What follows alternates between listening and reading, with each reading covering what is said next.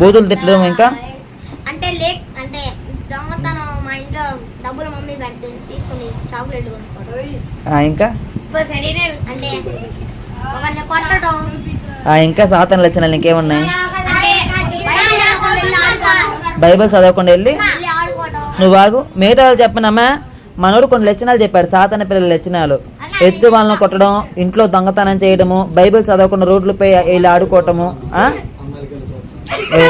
కానీ అది కూడా ఒక పాయింటే. అది కుర్రోడు కాబట్టి అలా అనిపించింది. ఇంకా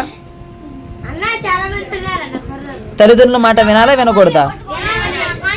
సాతాను లక్షణం వినిచ్చిద్దా వినకుండా చేసిద్దా? వినకుండా చేసిద్ది. ఇప్పుడు మనము ఆ సాతాను లక్షణాల నుంచి దూరం అవ్వాలంటే ఏం చేయాలి తమ్ముడా? ప్రార్థన చేయాలి, బైబిల్ చదవాలి, సండే స్కూల్కి